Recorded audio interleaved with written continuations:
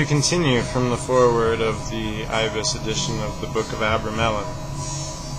Grady McMurtry, a young U.S. Army lieutenant stationed in England during World War II and a student of Aleister Crowley, told me of the day Crowley, upon returning from the kitchen with a fresh pot of tea, caught McMurtry thumbing through his book of ABRAMELIN swears. Frail as Crowley was, he managed to scare the young man nearly out of his skin by shouting, "Don't touch that! You don't know what forces you could unleash." Such was the mystique the squares of ABRAMELIN held on the magical imagination of Golden Dawn era magicians. One can only imagine what they might have thought if they knew that virtually none of the information concerning the magic squares in the Mather's translation agrees with that found in the original German manuscripts. For instance, there are 242 squares in the Mather's edition. 160 of them, over 2/3, are only partially filled in with letters. The German edition, on the other hand, itemizes material for 251 squares, 9 additional, all of them completely filled in. Furthermore, there is dramatic, almost universal disparity in how the magic words that would fill the squares are spelled, how the magic squares are distributed within the chapters, and how the squares are indexed and identified. It almost breaks one's heart to think of the countless hours Mathers consumed writing his commentaries on the squares, as he heroically labored to justify kabbalistically the possible meanings to the misspelled words that will fill the incomplete squares that are out of order, incorrectly distributed, and misidentified. I realize it may appear that I am being unduly hard on poor Mathers. That is certainly not my intention. I have the highest regard for this great magical genius whose work continues to enlighten and inspire new generations of serious students of the Western mysteries. We owe him an immeasurable debt. Our focus should be not on what his translation was not. Rather, we should celebrate what the new Guth translation is, an elegant and accurate exposition of an ancient and artful technique for self-realization and self-initiation. I, for one, welcome this important and highly readable edition of the book that is once again destined to make a profound impact on the world of Western occultism. From Lone Milo, Duquette. As a personal note, most of us, including myself, were actually introduced to the material of ABRAMELIN from the Mathers edition.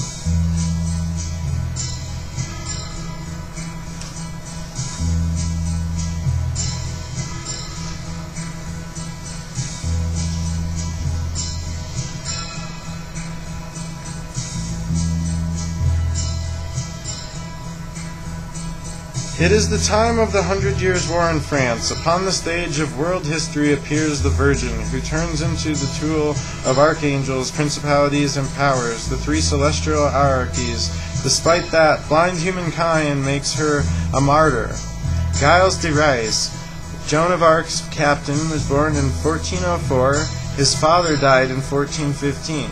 2 important pieces of data show synchronicity with Abraham's data. Additionally, 2 contemporaries without any obvious connection except a shared interest in Abraham's story also encountered this story. Giles is accused of performing magical rituals. He confesses, embellishes them, shows details, and atrocious delusions. The doors of hell seem to be opened in an epoch during which they couldn't be closed, because it has never been regarded as a period of transformation. Things of the spiritual planes that are symbolically put in a demonology of the underworld of the soul, which exists visually and are designed like in the Tibetan or the Egyptian Book of the Dead, or in the quote-unquote Book of Dead Names / Necronomicon. In the paintings of Hieronymus Bosch, the devils of ABRAMELIN, or the aberrations of the priesthood, have torn into physical reality, the hell as the element of reality which was left to the carnal world. Because of that, humankind was depraved of its maturing and initiating process for centuries. Whole societies were nailed in trauma at the rigidity of fear. We see the light of the Renaissance opposing the darkness of the Inquisition, but few people nowadays comprehend how we can build the bridge over oblivion.